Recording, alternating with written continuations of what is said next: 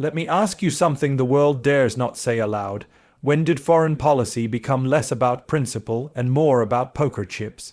Because let's be clear, America isn't backing Pakistan out of friendship. No, this is cold, sharp, calculated strategy dressed up in diplomatic language. Behind those smiles, handshakes, and press releases is a truth most of the world doesn't want to stomach. Asterisk asterisk America never moves without motive asterisk asterisk. In Pakistan, right now, it's the peace they need on the board. When the stakes are global control, when empires are losing grip on influence, they don't reach for allies based on loyalty. They reach for leverage, and Pakistan is leverage. It sits at the crossroads of nuclear deterrence, Islamic identity, Chinese proximity, and regional chaos. That makes it powerful, dangerous, and to Washington's eyes, useful. In fact, it's the perfect counterweight to a rising India that's no longer easy to predict or manipulate. And let's be honest, that makes India a threat, not a partner. But here's what most of the world misses. This isn't about love or loyalty. It's about who can be used, how long they'll play along, and what strings can be pulled behind closed doors. Because in the brutal world of superpower diplomacy, asterisk asterisk, you're either the player or you're the piece asterisk asterisk. And that's the uncomfortable truth nobody wants to hear. America's support doesn't come wrapped in friendship. It comes wrapped in expectation, conditional, transactional, and always with one eye on the next move. If you're shocked you haven't been paying attention, because this isn't about justice, this is about power. And in the eyes of Washington, Pakistan is more than a nation right now. It's an opportunity, one they're not afraid to take. When a nation starts thinking for itself, the world's power brokers begin to panic. That's exactly what's happening with India. For decades, the West expected India to follow orders, nod politely, and stay in line. But now, India is daring to break ranks. Daring to question, daring to lead, and America doesn't like being questioned, especially not by a rising force that refuses to be told who its friends or enemies should be. India made its own decisions on Russia. It chose national interest over media applause. It bought oil on its terms. It didn't bow to pressure, and that's precisely why America's tone has shifted. Suddenly, Washington needs a reminder on how to tighten the leash. So they turn to Pakistan not because it's trustworthy, but because it's asterisk compliant asterisk, a country willing to bend to nod to play the old game of aid for obedience. It's classic carrot and stick politics, reward the one who plays along, pressure the one who doesn't. But let's be absolutely clear, this isn't about democracy, it's about dominance. The second India stopped being predictable, it became a problem. And in the eyes of a superpower that still thinks it can control the narrative, problems must be managed, isolated, or replaced. You see, the world doesn't applaud independence, it punishes it, especially when it comes from the global south.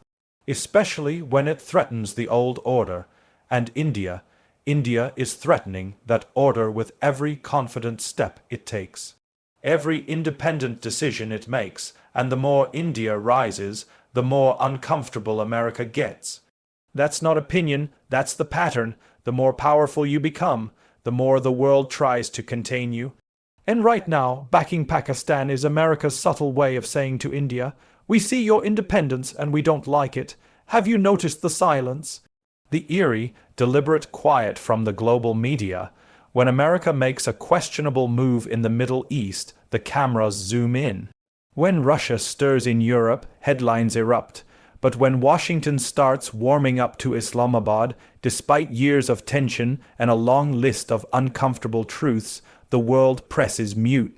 That silence isn't accidental. It's manufactured. Because if the media did its job, truly held power to account, it would be asking the hard questions right now. Why is the world's biggest democracy being side-eyed, while a nation long accused of harboring extremists is being courted again? Why are deals being signed in hushed tones, Why is no one dissecting this sudden shift in allegiance? The answer's clear. Exposing this strategy would unravel the carefully controlled narrative. America doesn't want you to see the contradiction. To see that the same Pakistan, once condemned for double dealing in terror, is now being welcomed into strategic circles again, all because it suits a larger agenda. It's inconvenient to point that out. It makes allies look inconsistent. It makes policies look hypocritical. And it makes journalists look complicit, so instead the coverage stays vague. Terms like regional balance or resetting ties get tossed around like verbal camouflage. But behind those euphemisms lies a truth too uncomfortable for prime time. This isn't a policy shift. It's a tactical gamble, one that demands silence, not scrutiny. And let me tell you this, when journalism stops asking why, power stops being accountable. That's not a democracy. That's narrative control, the kind that masks strategy in softness and sells compliance as diplomacy. The public deserves better, the world deserves clarity, and yet all we get is silence controlled. Intentional and utterly deafening. India doesn't need sympathy, it needs spine. And this moment, right now, is where the nation must choose whether it bends under pressure or stands unshaken. Because make no mistake, what America is doing isn't just about Pakistan. It's about pushing India into a corner, forcing it to ask itself, will you follow or will you lead? The West has grown far too comfortable with India playing the obedient partner, attending summits, signing deals, and smiling for the cameras. But in recent years, India has begun to speak differently, walk differently, act differently. It's no longer the listener, it's becoming the speaker. And that rattles people in power who are used to writing the script. So here's the test. Will India allow this subtle shift in Washington's loyalties to shake its confidence?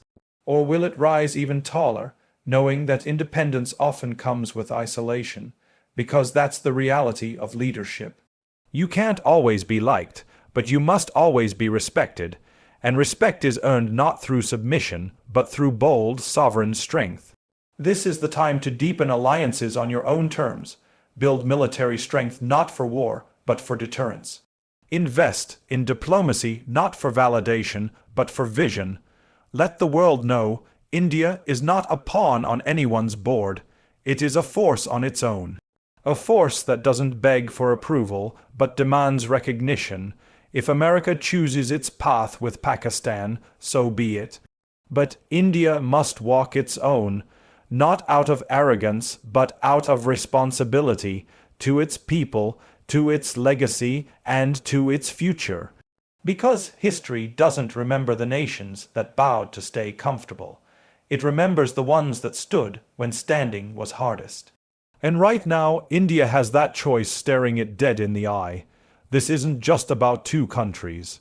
This isn't about military alliances or diplomatic favors. This is about the world we're shaping, whether we realize it or not. Because every time a superpower shifts support, not based on values but on convenience, it sends a message. Loud, clear, chilling, it tells the world principles are optional and loyalty is flexible. And that, frankly, is terrifying. What happens when nations realize that justice is negotiable, that if you're useful enough, your flaws are ignored, your past rewritten, your present polished up for a photo op? That's not diplomacy, that's dangerous theater, and the consequences don't stop in Washington or Islamabad or Delhi. They ripple across continents, they embolden the corrupt, they silence the brave, and they condition every rising nation to play the game, not by rules, but by manipulation. This isn't just about America backing Pakistan. It's about what that backing symbolizes. It's about what young people around the world are learning from it. That values are seasonal, that alliances can be bought, that power is more important than principle. And let's not pretend the world isn't watching. Africa is watching, Southeast Asia is watching, the Middle East is watching. And they're asking who's next? If India, a democracy of 1.4 billion people, can be pushed aside when it dares to think for itself, what chance does anyone else have? This moment is bigger than politics. It's a test of whether integrity still matters on the global stage, whether sovereignty means something, whether powerful nations still believe in something greater than control. Because if this is how we choose our friends based on usefulness rather than truth, then we're not building a better world. We're building a colder one that rewards obedience and punishes conviction. And that should worry us all. People seem to have forgotten what happened in Afghanistan. The U.S. didn't leave. It fled. After 2 decades of war, billions wasted, and lives lost, America exited the region not with dignity, but with desperation.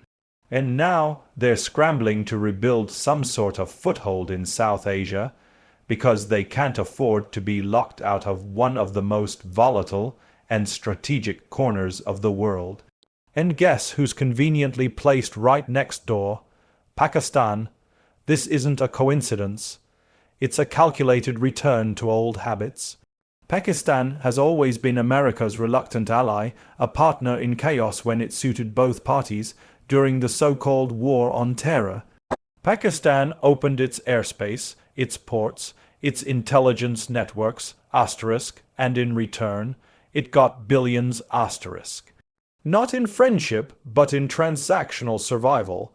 Now, with Afghanistan in a mess and China breathing down the region's neck, America needs access again. Desperately. And India can't be that access point.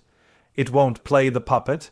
It won't open its doors for someone else's war.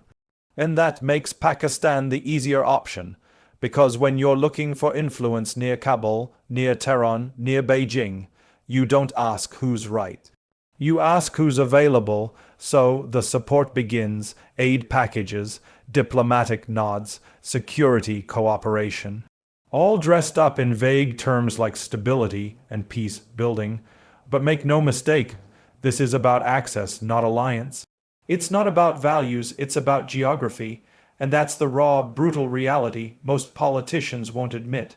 America doesn't need to love Pakistan. It just needs to use it. And for the right price, Pakistan will play along again, because in the great geopolitical casino, loyalty is negotiable, but location is everything.